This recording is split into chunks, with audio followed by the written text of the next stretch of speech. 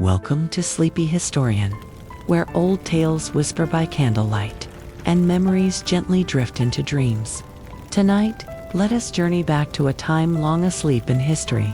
You've entered a space where time stretches out like the desert beyond the Nile, where the past settles softly like sand, and each breath leads you deeper into stillness.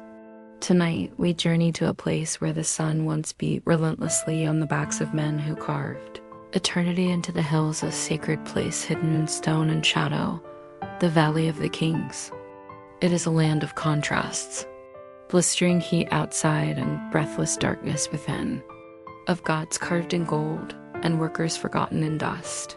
Here, the silence of death is everywhere, and yet it tells stories if you listen closely enough. You don't need to move. Let your shoulders drop. Let the day dissolve.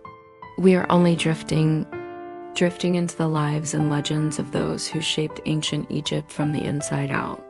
And our journey begins not with a pharaoh, but with the hands that carved his resting place.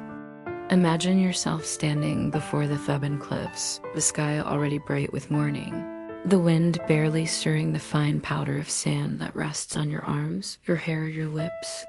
You are a tomb worker, a servant of stone and time, one of the many who rise before dawn to descend into the dark. There's no grandeur here, no golden mask or royal feast, only calloused hands, dust-laced lungs, and the knowledge that your work, if done well, will never be seen. You sleep in Deir al-Medina, a modest village built for workers like you. The walls of your mud-brick home are warm from the sun and tight with silence at night. Meals are simple lentils, onions, barley bread, a weak beer made from the scraps of grain. You eat seated on the ground, sharing with others who carry the same fatigue. Each day begins early, before the heat turns cruel. The overseers call you by number, not name. Their staffs are more than symbolic. Behind them, a scribe notes every absence, every mistake. The gods may be watching, but so is the foreman. You walk the path into the cliffs as the sun begins to rise, your tools slung over your shoulder. They are primitive copper chisels, wooden mallets, flint scrapers. Against solid limestone, these tools dull quickly, and so does your patience. Inside the tomb, it is cooler but not comforting. The air is thick with dust, the kind that clings to your throat and settles deep inside your chest. You've seen men cough for months before collapsing entirely, their lungs hardened with the very rock they once shaped.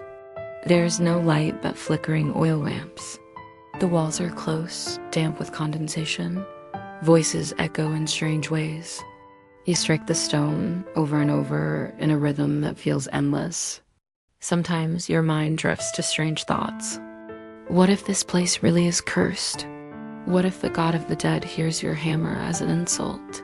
Superstition lives in the dark. Some say they've heard whispers, low sounds from deep in the shaft. Others swear that certain chambers feel colder, heavier, as if something unseen lingers just beyond the light. Still you dig. Carving the corridor is only the beginning. The burial chamber must be larger, smoother. Walls must be shaped to receive sacred images, ceilings painted with stars. Everything must align. Every angle symbolic. Even in death, the pharaoh must descend, not stumble. Mistakes bring punishment. A chisel dropped, a measurement off by a finger's width. It could mean extra hours, loss of rations, or worse. You've seen men carried out, legs broken under rock falls, eyes blinded by sandstorms funneled into the entrance like some divine warning. Yet no one remembers you. No scribe writes your name on temple walls. When the tomb is finished and sealed, your labor vanishes behind slabs of stone. Centuries later, no one will ask who dug this tunnel, only who lies inside it, and yet, there's a strange pride.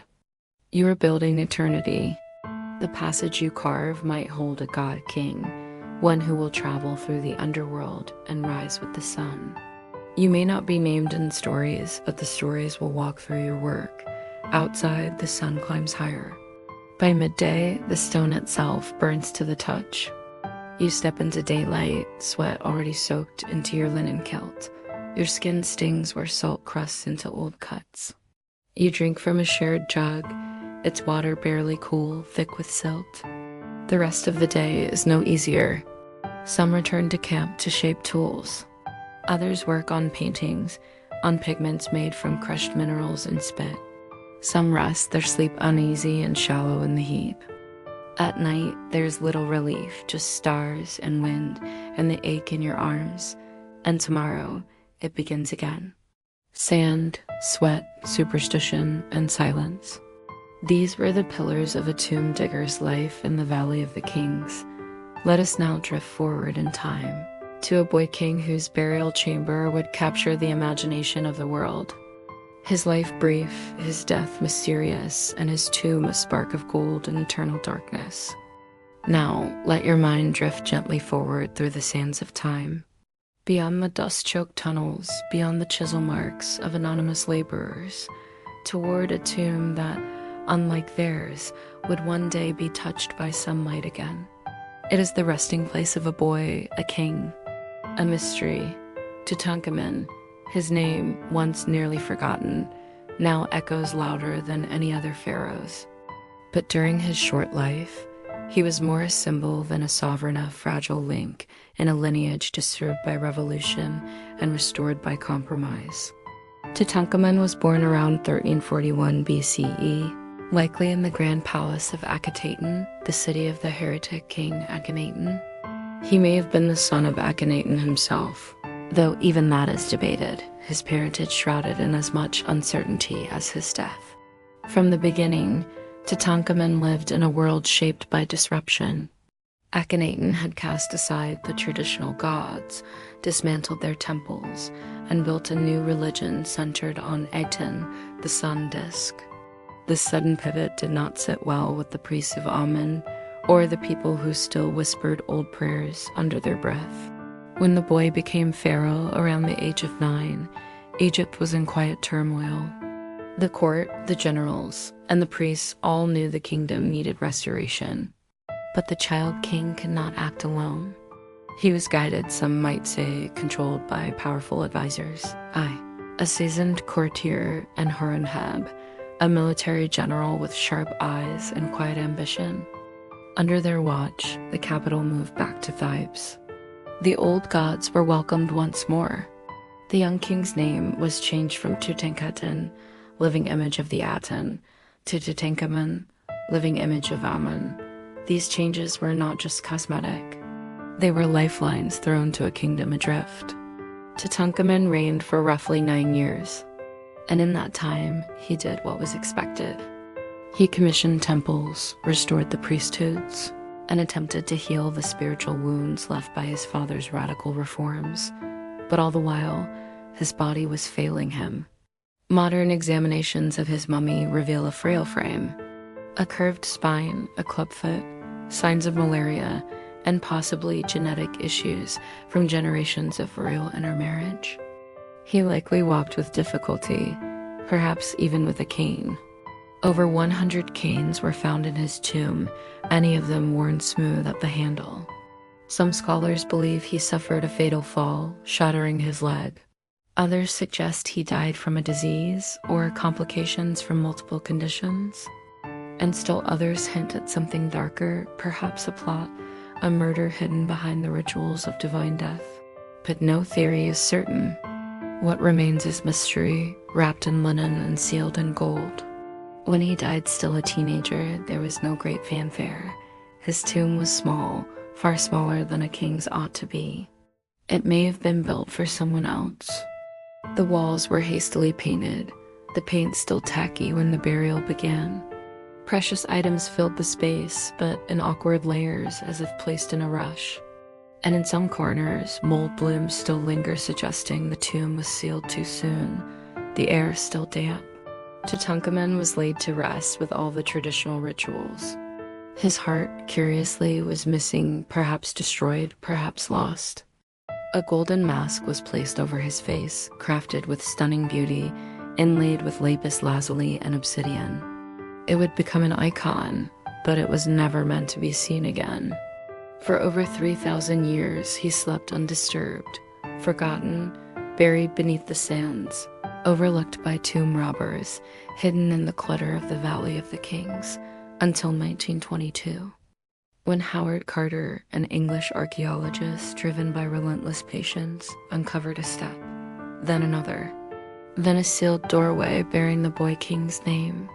And from that moment, Tutankhamun became more than a memory. He became a sensation. His tomb was the most intact royal burial ever found in Egypt, a snapshot of opulence, a window into divine death. Over 5,000 items were cataloged: chariots, brooms, tiny sandals, sacred statues, jewelry, and food meant to last for eternity. The world had never seen such preservation, such gold, such mystery. But with the opening of the tomb came whispers of something else, an ancient warning, a curse. And soon those whispers would grow louder, fueled by shadows and by death. So now let us remain in that moment. The tomb is open, the world leans in, and a strange string of coincidences begins to unfold. Now the year is 1922. The dry wind of the Theban hills carries dust into every crack of the earth, and the shadows fall long over the Valley of the Kings. After years of digging, Howard Carter has uncovered something far greater than he expected, a sealed royal tomb untouched by time. And from the moment he opens it, the world watches. Inside, the air is heavy, undisturbed for millennia. The flicker of a lantern dances across golden statues and wooden chests. Furniture, weapons, jewelry, all laid out in eternal waiting. But as the treasures emerge from the dark, something else seems to stir as well. Something older, something colder. The newspapers are the first to give it a name: the Curse of the Pharaoh. When Lord Carnarvon, a British aristocrat who funded Carter's expedition, dies unexpectedly just months after the tomb's opening, the press pounces. He was bitten by a mosquito, they say. The wound became infected. He developed pneumonia. He passed quietly in a Cairo hotel room. But it wasn't just his death, it was the coincidences. At the moment of his death, all the lights in Cairo reportedly went out. His beloved dog, back in England, is said to have howled once and dropped dead the same hour. And the story grows from there. Over the next decade, other members connected to the tomb began to die, sometimes strangely, sometimes suddenly. A radiologist who x-rayed the mummy, a wealthy visitor who fell ill, a member of the excavation team who suffered a fatal accident. Even Carter's own secretary would die under mysterious circumstances. The number varies depending on who you ask. Some claim the curse took more than 20 lives. Others insist it was mere coincidence, exaggerated by the media and public fascination. Carter himself never believed in the curse and lived for another 17 years. But myths are stubborn things. And in the quiet corners of museums, in the still chambers of archives, people still whisper about it, about ancient warnings inscribed in hieroglyphs, about the unseen guardians of the tomb, about the air sealed in with the dead, thick with mold and unknown spores, carrying ancient sickness. Some scientists later proposed that toxic fungi or bacteria preserved for thousands of years may have been stirred into the air when the tomb was opened. Perhaps that explains the illnesses, or perhaps not. No single theory ever satisfied both heart and mind. More intriguing still is the idea of belief itself. You see, the Egyptians believed deeply in the power of names and words. A curse written was a curse alive. An image defaced was a soul condemned. Even the placement of amulets, the direction a figure faced, all had weight, all had consequence. In this context, a curse isn't merely superstition, it is a system, a logic. A law of magic, written in ink and stone, no less real to them than gravity is to us. In the tomb of Tutankhamun, no explicit curse was found. No inscription threatened intruders. But nearby tombs do hold such warnings. Phrases like, "They who enter this tomb shall be visited by the wings of death." And so the legend spread. It was not the treasures that haunted the public imagination, it was the punishment. The suggestion that the ancient world could still reach out across time to strike the living, that something sacred had been broken, and the world would not let it go unanswered. Even now, artifacts from the tomb are displayed behind glass, carefully lit, beautifully arranged.